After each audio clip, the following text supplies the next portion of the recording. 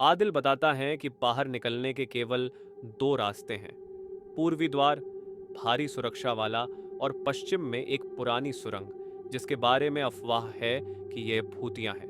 आदिल की चेतावनी के बावजूद सीता आगे बढ़ती है।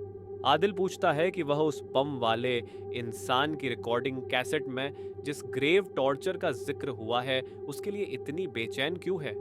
सीता बताती हैं कि वह यह साबित करना चाहती हैं कि रिकॉर्डिंग नकली है और गंभीर यातना जैसा कुछ भी नहीं होता है। इससे पता चलेगा कि हमारे माता पिता को भूतों ने नहीं बल्कि धर्म से प्रेरित होकर किसी ने मार डाला था।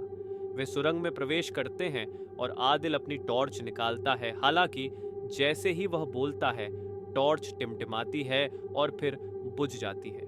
जैसे जैसे वे आगे बढ़ते हैं आदिल सीता से कहता है कि सांस लेना कठिन हो रहा है, जिस पर वह बताती है कि ऑक्सीजन कम है। सुरंग में तुरंत बाद सीता को एहसास हुआ कि आदिल अब उसके पीछे नहीं है। इस बीच आदिल को उसकी तलाश करते हुए दिखाया गया है, जो स्पष्ट रूप से डरा हुआ है।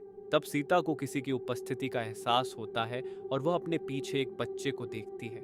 और जब वह बच्चे से पूछती है कि वह कौन है, तो बच्चा धीरे से खड़ा होता है और अपना परिचय इस्माइल के रूप में देता है। भयभीत सीता भागने की कोशिश करती है और जब वह अंततः सुरंग से बाहर निकलती है तो उसे पता चलता है कि अनाया और कुछ अन्य लोगों ने आदिल को पकड़ लिया है। उनकी टीचर उमैया सीता को अपने ऑफिस लाती है और बताती है कि संघर्ष करना विद्रोह को उचित नहीं ठहराता। वह सीता पर लाल दुपट्टा डालती है और कहती है कि यह कोई सजा नहीं है, लेकिन यह एक संकेत है कि कोई उसे वही गलतियां करने से रोकने की परवाह करता है। वह सीता को याद दिलाती है कि अगर अल्लाह उनके कुछ पाप दूर करना चाहता है या उन्हें अपने करीब लाना चाहता है तो वह उन्हें दुर्भाग्य देता है। सीता कहती है कि वह अपने माता पिता को बहुत याद करती है। सीता इस्माइल के बारे में पूछती है, जिसका सामना उसे सुरंग में हुआ था, लेकिन उसी समय इनाया आती है और सवाल करती है कि सीता ने अभी भी सफेद हिजाब क्यों पहना हुआ है। वह सफेद दुपट्टा उतार देती है और उमैया से कहती है कि नियम नियम है और उन्हें अपने पापों को स्वीकार करने की आवश्यकता है।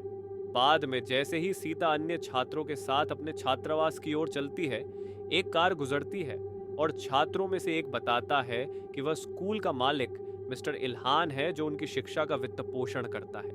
मतलब वो इस स्कूल को चलाता है। उस शाम सीता ने उमैया को यह कहते हुए सुना कि इल्हाम जो कुछ भी बच्चों के साथ कर रहा है उसे करने से रोका जाना चाहिए। मतलब वो स्कूल के लड़कों के साथ गलत काम करता था। आज सीता के भाई आदिल को उसके पास जाना था, जो कि सीता सुन लेती है। सीता अपने भाई को बचाने के लिए दौड़ती है